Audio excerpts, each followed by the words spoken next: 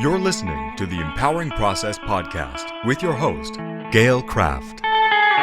Listen as she holds frank discussions around how your purpose, being present, and trusting your power impacts your life. Whether you're an entrepreneur, leader, or developing your vision, you'll find wisdom and insights you can utilize right now. Welcome your host, Gail Kraft. Well, hello, everybody. This is Gail Kraft from the Empowering Process podcast. And with me today, I have Lauren, and let me hope I say this right, Lefkowitz. I'll never say it right. But anyway, Lauren. Yes, Lauren is fine. Lauren and I have a lot to share with you because we're going to talk about what it's like being a woman in corporate and climbing the ladder and going, oh, well, this really doesn't fit. Right, Lauren? Yes, exactly. So welcome. Thank you so much for joining me. I'm so glad to be here. It's going to be fun. Fun. So I'll tell a little bit about my story, and then we'll get into yours. I was very, very successful in corporate. Of course, reason is I come from a background of being invisible, if you will, and I found family in corporate in that if you achieved, you got recognition. And so I constantly achieved because I constantly wanted those strokes. I loved climbing the ladder and becoming more and more until I found myself on the board of directors and looking around going, man, this is, first of all, nothing here is about truth. Nothing here gives a damn about the people that are doing the work. Nothing here is in alignment of who I am. What the hell am I doing here? Right. And so we had a layoff and I begged to just put my name, please just put my name there because I'm not happy. And so, they were happy to do so. And I really went through quite a period. So now what does this mean? Because I was raised that you go to school, you come out of school, you raise a family, and you go to work. And so I knew I didn't want to climb the ladder anymore. Mm-hmm. And it took me a long time to find out exactly where my bliss was. And, and it took a lot of soul searching and really looking deep inside. And you have a similar story. And so I love to hear about what it's like getting to become vice president. Were you of HR? I sure was. Yeah. I actually became, I was vice president of HR in title, but I was vice president of whatever you need in action. I can see the familiarity on your face. So I fell in love with the corporate life early on in my career. I had a few missteps, as people often do in the entry level, and I tried a job as an assistant in a nonprofit. I tried a job as a salesperson. I tried a job as an accountant, and then I got tapped on the shoulder to move into HR in the company I was already in. And I fell in love with the career. I really did. Yeah. And I loved being able to genuinely look out for the good of the company and the good of the employee. That's how I are all the way till the end. That even when the company wasn't looking out for the good of the employee, I could stand up and say, what about the employee? What about the whole team? How is this going to impact people? How do we make bad news the least bad or the best, right? In whatever situation we were in. And so I really did love it. And what I learned very quickly as a natural people pleaser was that the people who got noticed were the people who came in early, left late, showed up on Saturdays, took work home, all of that.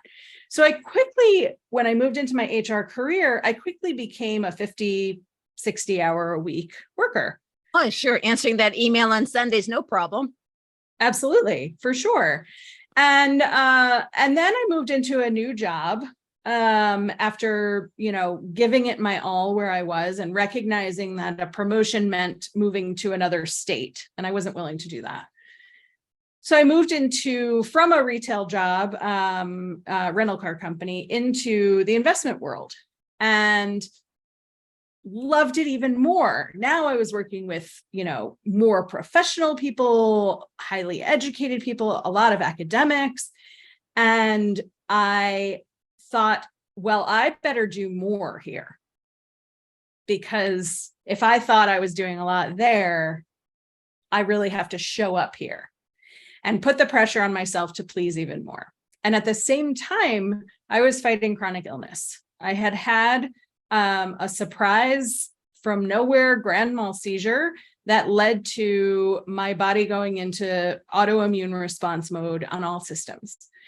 And was your body telling you to slow down? Perhaps. And as I got sicker and sicker, I worked harder and harder. Sure, right? That's what your body was telling you to do. Right. So whether the initial illness was a body response or whether it was just a fluke illness, I'll never know. But I certainly exacerbated the symptoms by hiding it, by working hard, by never asking for anything, by not taking sick days.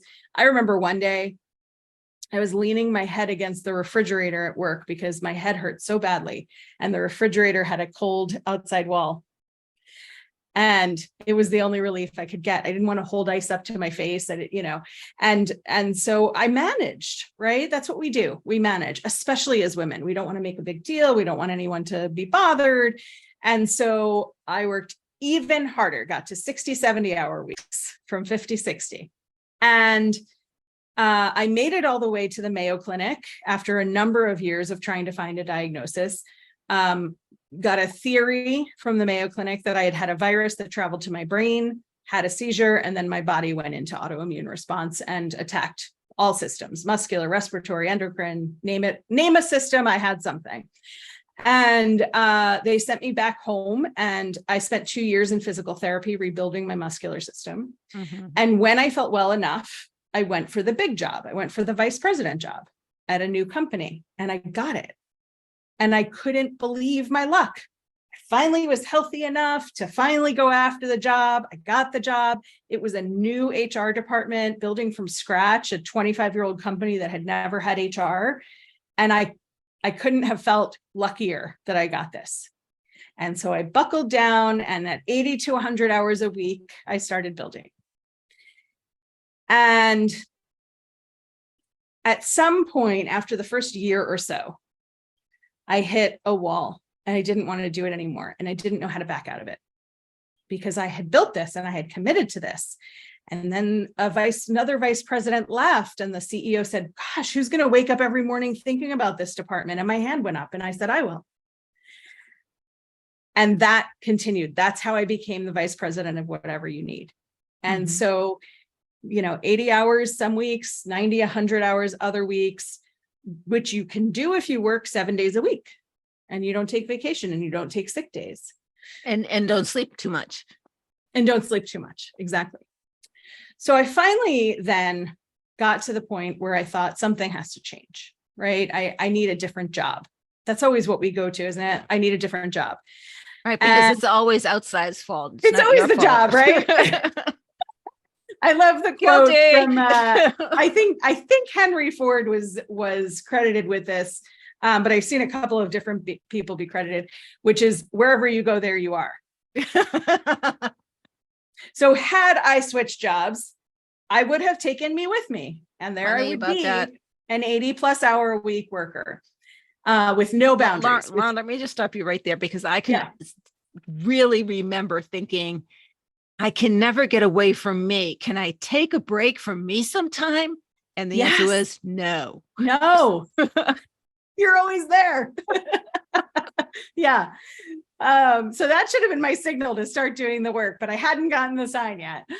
And so I had finally decided, after 5 years with this company, I'd finally decided I got to change something. And I started looking for other jobs, and they all looked the same. And then I started having this warped thinking that at least here, if I need to go to the dentist, I can take 2 hours off to go to the dentist. At least here, if I want to take a vacation day, I can, and nobody's going to ask me to cancel it. I didn't. My dental appointments were at 7:30 in the morning, so I could be at work by 8:45. So it's not that I did those things. It was just that I could, because I built up the social credibility. And then the universe came in. I love the universe. I know, I love the universe. And I was working from home one day. It was pre-pandemic time. So it was not a time where we worked from home, where I worked from home anyway. And, but it was a snowy day. So I was working from home and cleaning up my apartment. I had just done a big purge of things and organized everything. My underwear was in color order. And I had one last thing to donate, which was a glass lamp. And it was sitting by the door on a table with its cord hanging down. And I was running my Roomba vacuum, my little robot vacuum, as like a last ditch. Everything will be perfectly clean after this, and then I can figure out my life. And as the Roomba is running, I see it going towards the lamp cord. And I think, oh gosh, this lamp's going to come down. It's going to shatter everywhere. And I jump up, run across the room to catch it. And in my socks on my wood floor, I slid and I launched forward. I reached out for a table that I was not close enough to. And I fell forward with my arms over my head and both of my shoulders broke. And the first joke for my friends and family was, well, look who can't be a hand raiser anymore. Whoa. Mm-hmm. Yeah. So And everybody recognized it but you. oh, yeah. And no one said anything to you along the way? You know, sometimes people would say, oh, I wish you didn't have to check your work email all the time, or I'm sorry you can't come to this thing because you have to work. So my friends knew me as a workaholic, but I didn't lose friendships over it. Right. I had very understanding friends. And I loved my job until I didn't. And then I'd been telling people for years that I loved my job. So I didn't want to tell anybody I didn't love it anymore. Mm-hmm. And there was this internal fear that because I was so good at work and I spent most of my time doing work, I knew I was also a good friend and family member, but I didn't know what else there was. And I was afraid if I opened the closet of like hobbies and interests and what's interesting about me other than work and looked inside, it would be empty. So one thing here, Lauren, you're looking outside, and this, all of us do this until we don't. Mm-hmm. The thing is you're always there. So you take the job away, you're still there. You take the hobby away, you're still there. And so it's you that you didn't get to know. And it's the you that was sitting there going, well, I'll just wait here until you stop raising your hand and you maybe have a little time for me. Until the universe said, hey, it's time for you to get to know you. So we're going to take you out for a little while. Right. Yeah, exactly. Bam! I love it. So I spent 4 months in rehab centers and home health care. And, you know, when you can't use your shoulders at all, you cannot do anything for yourself. So I went from a person who never asked anybody for help with anything. If there was a piece of furniture that needed to be assembled and the instructions said 2 people, I leveraged against my bed or my couch and I built it myself. I can do it myself, like a 4-year-old learning to tie shoes. Yeah. And I see you raising your hand over there. I can so relate, man. I know. Been there, done that. And so I went from this one extreme of I will do everything myself or it just won't get done. It can't happen. To I literally cannot pull my own pants down or up. So no going to the bathroom alone. To go to the bathroom. I was not going to the bathroom alone. I couldn't do anything by myself. Nope. I couldn't feed myself. Nope. I couldn't bathe myself. I couldn't put my own glasses on my face. You couldn't even blow your nose if your nose was running. That's true. And the first time that I cried, which was like a week into having broken my shoulders, my best friend was with me. My best friend since I was 12 years old was with me. And she held a tissue while I blew my nose. And it was like most loving and compassionate and most hilarious thing that I've ever experienced because, you know, I was in my 40s and having somebody blow my nose with me. And so I sat in this, you know, rehab for weeks and weeks and weeks. And For a lot of it, I was on painkillers, because if you try not to move your shoulders, you cannot. Right. So recovery from broken shoulders is even a little bit harder than other parts of your body that you can isolate, because you're using them all the time. And I'm sitting here, I'm shrugging while I'm talking, I'm, shaking my head. You can see my shoulders moving. We use them all the time. So the recovery took a very long time. And when I went back to work, I said to myself, I am not going to work hours like this anymore. Sure. This is Sure. not going to be the rest of my life. Sure. Yes. Sure. Thanks for the vote of confidence, but you're right. Nice try. What I didn't have was a plan, support. You didn't know what you were going to be doing differently, other than the fact that you knew you did what you didn't want to do, but you did not figure out what to do instead. Exactly. Right. And as they say, a goal without a plan is simply a wish. Mm-hmm. So I went right back to it. And when the pandemic began, I was interim managing the finance team. I was managing $1 million renovation for our office space. I was managing our meeting and conference planning team, because of course HR would manage that, managing our operations, et cetera, et cetera, et cetera, back to my 80 to 100-hour work weeks. And when the pandemic started, all of the information came through HR. So naturally, the CEO came to me and said, what should we do? And my whole body reacted to it. And I thought to myself, I don't effing know or care. And I don't want to be involved. Get me out of here. Yep. That was the moment. That was the moment where I thought, I can't do this way anymore. You hit critical mass. One of the things that I learned in my first job as a manager, I had a great HR team, and we went through this training. And what I learned was that we all respond based on stress, right? And we have each of us are individually, it's not the same for everybody. We have a peak stress level where when we hit that peak, we perform at our top. And it's a half a bell curve. So it's a curve going up. But when you get to the top, going down is straight down. If you go over that stress level where you're at your optimum, you shut down. I know that I've shut down, right? Because that very type personality got to be perfect, and I can take care of it. Don't worry, it's mine. Yep. Just I can do it better than anyone else. The whole 9 yards. Until many times, I had many weekends that I was in a ball crying and I couldn't move because I would crash until I woke up. Right. Yeah. So there were times in my career where I would wake up, start working as soon as I woke up to see what emails had come in overnight, what I needed to adjust for the day, what I could respond to quickly, hop in the shower, grab coffee and toast for the road, take a call on my way in, work all day, come home at night, and get back on my laptop. So, and it was exhausting, emotionally, physically. And so my life was work, sleep, repeat. Yep. That's what I did.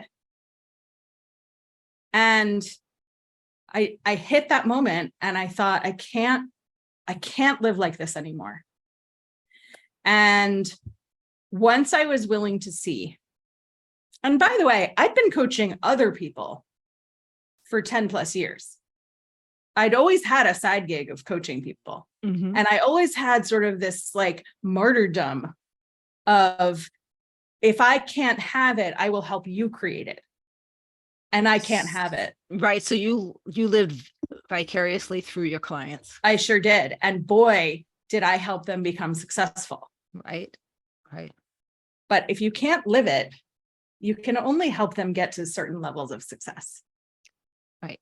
Because you don't know what the next level is. Right. Exactly. And so I started networking. We were all, at home for 2 weeks at the beginning of the pandemic. Sure. And, right. Again, 2 weeks, sure. 2 weeks, 3 years, whatever. And I started networking and I started meeting people and realizing that I could decide not to live this life. And that's where choice came into my world. For me. Right. I always saw choice for my clients, but for me, I actually saw the opportunity for choice. I didn't know how, but I admitted I didn't know how. Yay. I know. And then that is what brought me to hiring a coach. Which is in itself is a funny little story, because I called somebody who had been an acquaintance who had gotten a coach certification, which I had never gone and done. I'd gotten some training, but I'd never gone and gotten a certification. And I called her to ask her about the logistics of her certification. How long did it take you? And how many hours of work was it? And how much did it cost you? And which company did you use?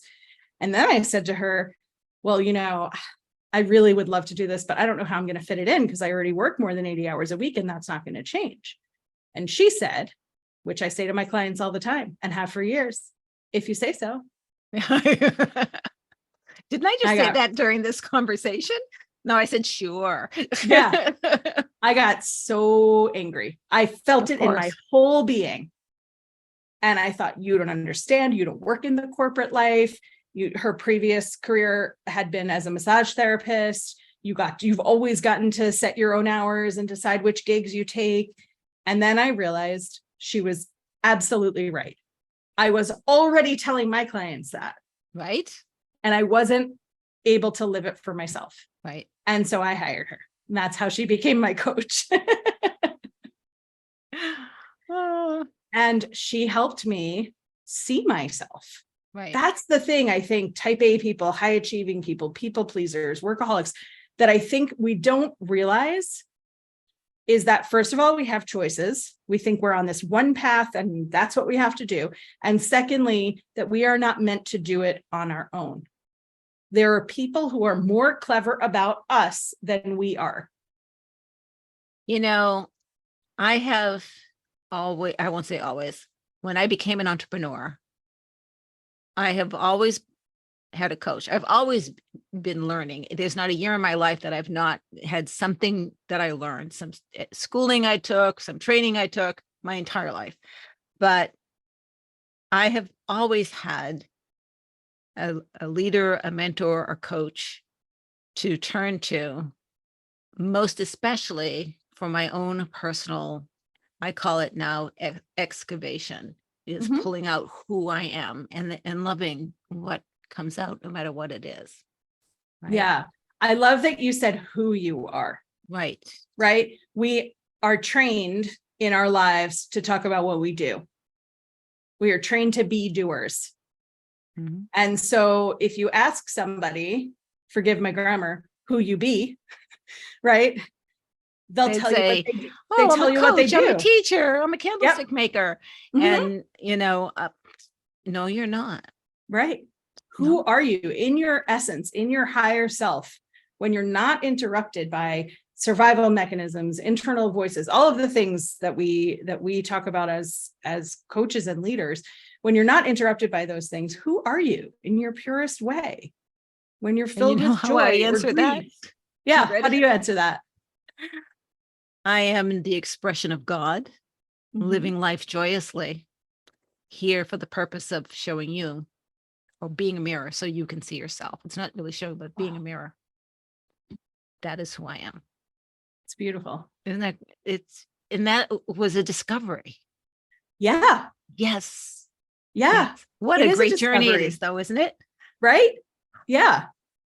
And when you know who you are and what your purpose is, then you know better what you do, right? And why you do it. And you're not just going through the motions of doing stuff until the day is over and it's time to go to sleep. Yeah. Yeah. I did a post today. Was it today or yesterday? I don't know, this week. Today's only Tuesday, so it's either yesterday or today. And I had put in, that I was led to believe that it was my job to live for the weekends. Right. And so, that's what I did until I didn't even have the weekends. And that's what you're talking about. Yes. There was a point and I got fired, by the way. I didn't choose to leave corporate, but I was in a company that was not a good fit for me. It's, no blame on them. We were just not a good fit for each other. Very patriarchal organization, which was killing my soul. And I knew that it was time for me to go, but I was too afraid to quit. And I knew even then that the universe would take care of it. Mhm. And when I was up to be fired, I mean, I knew what I did that was going to cause that. I'll tell you that story in a bit. And there was a VP director. He came up to me and asked me to work for him. And he was known for saving talent before it got out the door, because that's what that company did. Was there was a process they went through. And I looked at him and I said, I'm one you don't want to be saving, because I'm that toxic right now that I will take even you down. Wow. Thank you, but I need, just let it ride out. And he's like, okay. Right. Yeah. I was at a retreat for a week. I think it was about a week. And it's all, leadership. And the trainers had this process in the morning. We were like, so what's on your mind today? And I will always tell you the truth. I've always been that way. And they came to me and I said, I don't want to share, please move on. And they said, well, we can't move on, Gail, until you share, you must share. And I'm like, okay. No, I asked again to please move on. I really don't think I want to do this. And they said, well, now we're very curious. And so I looked around the room at my peers, my leaders, my VPs, and I went, there's not a person in this room that I trust. Mm. And it was at that point that I knew that, okay, they will start the campaign when we get back to work to get me out the door. And it was very aggressive and it was very mean. But no, I knew it was coming. I mean, I'm okay with it. And there's no blame, because I shouldn't have been there to begin with. I was not a good fit for them. But I knew when I said that I was done. It was over for me. And I think I was thankful, because I didn't have what it took. And I became an entrepreneur then, because I didn't want to ever work for a corporate again. Yeah. So subconsciously, we will do what we need to do. So do you want to say the universe does it and you don't believe the universe does it? Well, your subconscious does it. Right. Let's put it that way. Right. I set myself up to be the next in line to be pushed out the door. Right. In that moment. And I knew it. Yeah. So how did you finally say, see ya? Through more avenues of telling myself I couldn't. Right. I think we always start with what we can't have. We have this little dream or big dream. And then our brain, I think in an effort to protect us, right, and keep the status quo, says all the reasons we cannot. So I used to say to myself, I wish I could coach all the time when I would have these onesie, twosie side clients. That was the best call. I wish I could do this all the time, but I can't, because I need a regular salary and I need benefits and I need health insurance and you need a retirement plan. And absolutely. I need a vacation, right? Exactly. If I work for myself and I take a vacation, there's no paycheck coming in, all of those kinds of thoughts. And that was that first conversation with that coach. I work 80 plus hours a week and that's not going to change. And when she said, if you say so, and through what have been my own words to my clients in my face, in such a kind way, of course, right? Of course. It was my first wake up call. And then I learned to start catching myself when I talked about the things I wasn't allowed to have and the ways I wasn't allowed to be. And I needed help. I kept the coach. I didn't stop with the coaching. And then I went for my certification, and there was the program I went through had a ton of coaching for us as students as well. And so I did a ton of inner work. I learned who I am, which is so much more important to me than what I do. And so I do want to stop right there, because there are so many people that I have met who call themselves coaches, which is why I don't use the word coach, who have not done the inner work, right? Or who have done the inner work, but haven't done the outer work. You need to do them both, right? And they cause more harm than good. Yeah. that I found it almost disingenuous for me to use the word coach, because I'm more than that, as I'm sure you are as well. There's so much that is brought to the table, especially those of us who've gone through the corporate hell, because that is a honing ground. I think it's a really good job for, showing you the underbelly of what it's like to live in the underbelly, that it allows us to be compassionate, right? And to hear what people are saying. And so I'm glad that you did the inner work as well, because that really is important, because you can't bring your ego into a coaching session. It's true. Yeah.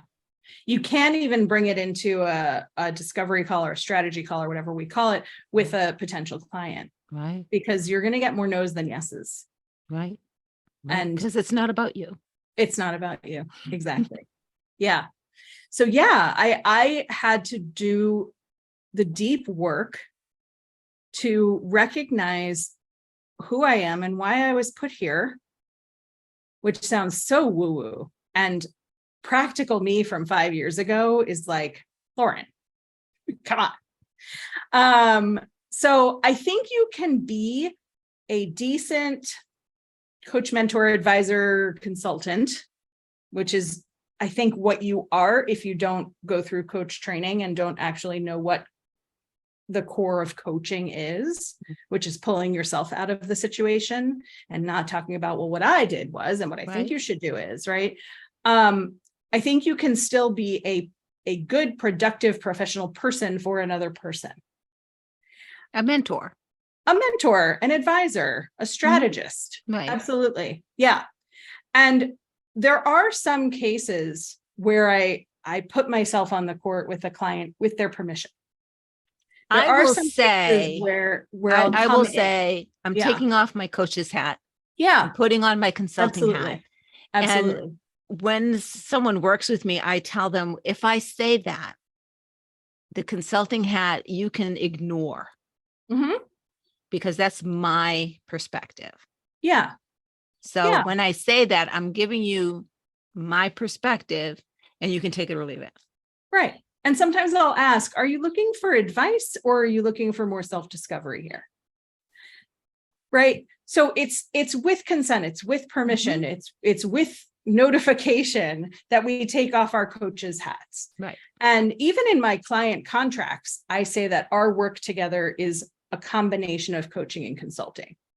Because with my clients on our first call, we talk about the difference between coaching, consulting, training, therapy, right? There's a whole spectrum of things, and none of them are quite the same as the others. Right.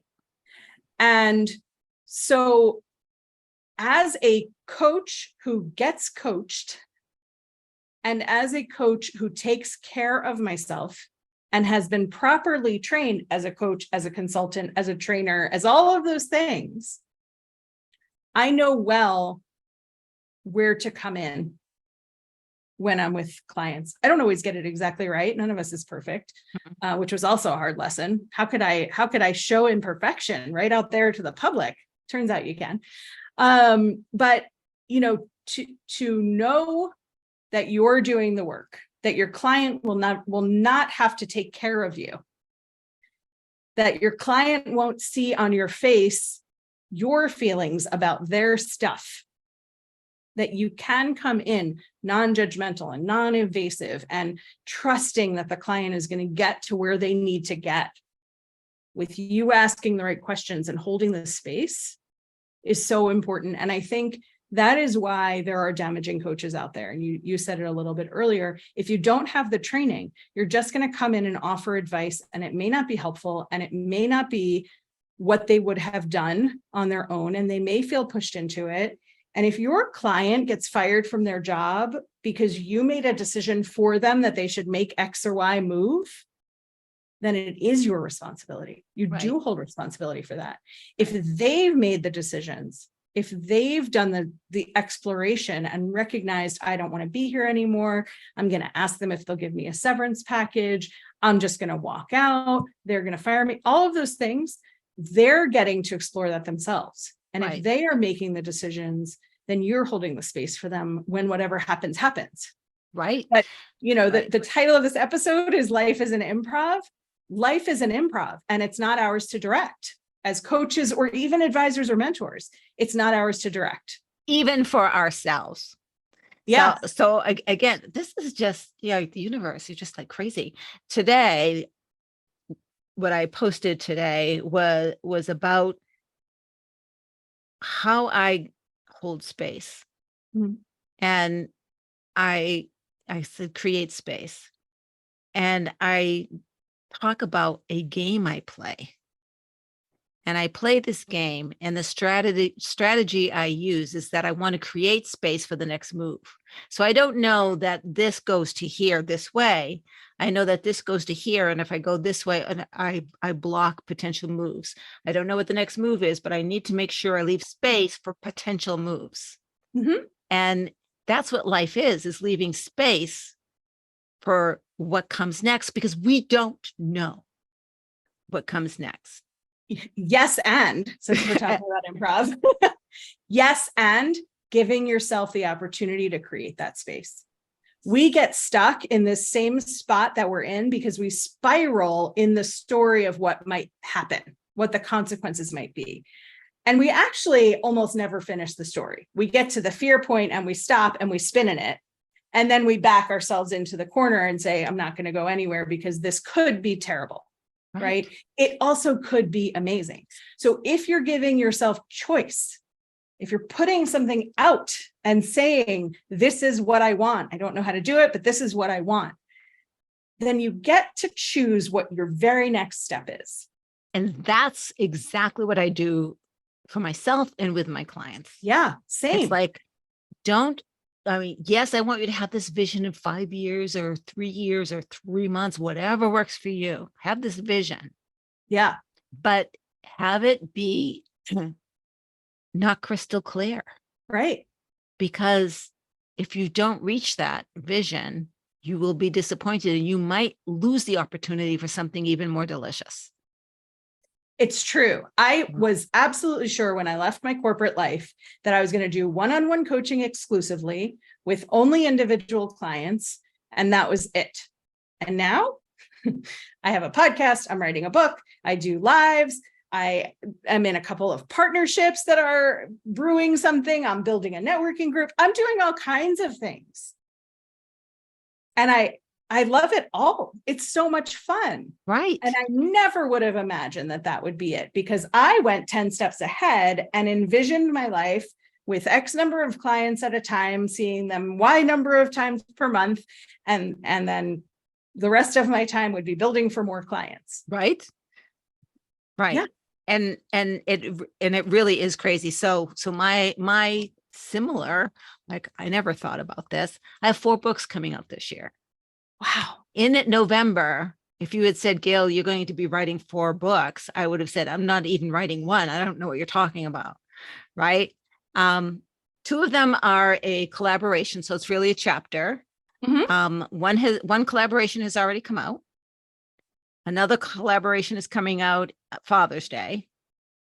The book that just came out 2 weeks ago is based on a keynote that I do. I do a keynote called Crafting the Flow Formula, and it's about how to get into the state of flow, why it's important, and how to be a leader in flow and create teams in flow.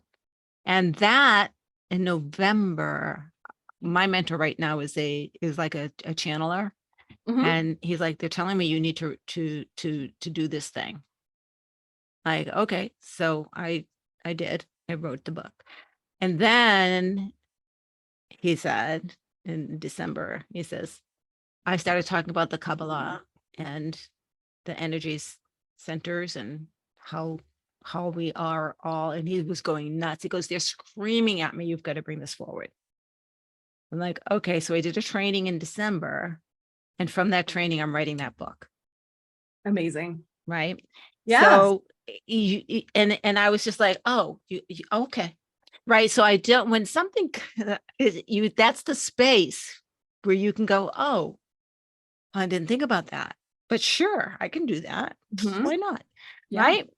And then just have no ego about it. And it's like you said, so much fun. Yes. Who would have thought? I mean, I will say I enjoyed corporate until I didn't. Same. Right. Yeah. So, law of polarity, as much as I enjoyed it, was as much as I didn't when I didn't. Right. Yes. Right. They were equal, at different ends of the spectrum. And so there was a deliciousness to it, and that, the success was so much joy. And honestly, I loved having a team. That's the one thing that I do miss, though I love working with my clients. I do miss having a team. Mhm. But I love so much of what the universe offers. Yeah. Right. Yeah. Right. And Yeah. so you have become a coach, Mhm. and you coach executives. Yes. Okay. So tell us a little bit about your program and how people can get in touch with you if they wanted to know more. I love that we're cut from the same cloth. It's kind of crazy. Me too. Yeah. So my tagline is fine as a trap, because fine is the thing we say when we're not fine, but we need to be okay. So we say, it's fine that they're not paying me enough. I'm getting good experience. It's fine that my team is too big for one person to manage. I'm learning how to manage people. It's fine that they won't make me a vice president. Someday I'll get that title, whether it's here or somewhere else. And when we say it's fine, every time we say it, our threshold for fine gets lower. Right? There's a parable about if you throw a frog in a boiling pot, it will jump out. If you throw it in tepid water and you heat the water up, it will boil before it knows what's happening. And that's how our corporate lives often are, that we allow things, we allow boundary violations, and we allow stretch projects that turn into job duties. We allow raises without promotions and promotions without raises. And we keep saying it's fine. And something that we would not have ever tolerated at the beginning becomes something that's fine later on. Right. So I work with corporate people who are in CEO, vice president, director, even manager positions, and want to live a joyful corporate life or entrepreneur life. I have some clients who come in wanting to stay corporate and they end up becoming entrepreneurs. Right. It depends on what works for them. Mm-hmm. And I don't recommend it to everybody. And I would say it's probably 75% of my clients who stay in corporate, but they find joy. They find boundaries. They find balance. They figure out. I've had some clients who say, I only like 10% of my job. And I say, well, somewhere else, that's a whole job. Let's define that 10%. Right. Then you can go after it.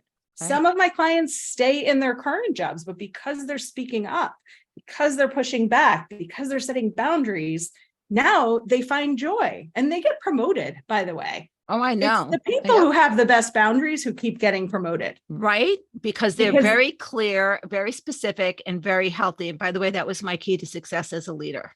Yeah. Very clear, very specific. And there were consequences to my boundaries. Yeah. Mm-hmm. So I work with people who come to me saying, I'm willing to take a pay cut or a title cut or a whatever to move to a different industry or to move to a different company. And my first question is always, why are you already giving up? Because it's fine. Because it's fine. Right. And so I work with people who are in their corporate lives, settling for fine, whether it's their whole team, right? Sometimes I work with a whole leadership team. Everybody's in all the meetings. Nobody knows whose lane is whose. Nobody has boundaries. The people who don't have boundaries want them. The people who, step over the line and come into your business don't want the boundaries. And so finding that happy place where everybody is not fine, they're actually thriving, whether it's individually or with a team, is like magic. And to check in with past clients and hear that they've, doubled their salary. Sometimes they do it with me. Sometimes they do it after they work with me. They've doubled their salaries. They've gotten 1 or 2 or 3 steps up from where they were. They went from VP to CEO. One of my former clients contacted me recently and said, well, I came in at this director level. It's this very big global company. And I realized I could have had my boss's job. So that's the next job I'm going for. I'll sit in this job for a year or less, and then I'm going to go for her level. So, and the thing about that, and we'll stop there, and then how people can get in touch with you. The first time I became a manager, my manager had said, so what's your 5-year goal? Mm-hmm. And I said, your job is my 5-year goal. Yeah. I had it in 2. When you are that clear and Yep. truly believe that that's right, don't say it just because, well, that's what you're supposed to say, but say it because you Right. believe it. Yeah. It happens that quickly. Mhm. And so clarity, I think, is one of the things that we really, as coaches, focus on. Be very, very clear.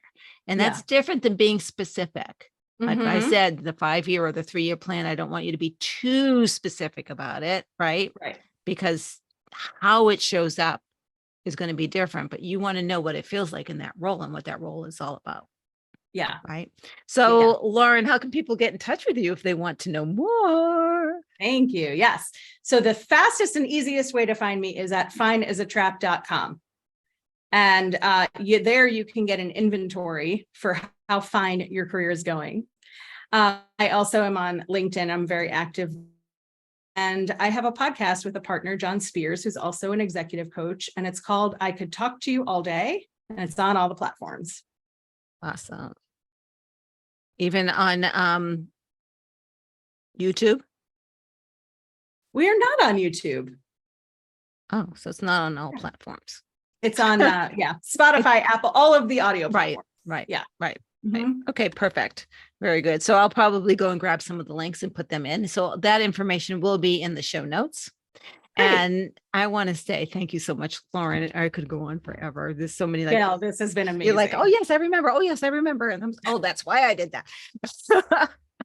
Exactly. I'm sure my listeners are also going ding, ding, ding, ding, ding, ding. So if anything in this podcast resonated with you, absolutely let us know. If you have a question, put it in the comments. We'll get back to you. If you know someone who could benefit from this episode, do share it out to them. And as always, this is Gail Craft from the Empowering Process Podcast. And thank you very much for listening. Bye-bye. Thank you for listening to the Empowering Process Podcast. Be sure to visit Gail at gailcraft.com to learn more about how she serves thought leaders, entrepreneurs, and goal seekers. And remember, if you like this broadcast, be sure to share and subscribe so you don't miss an episode.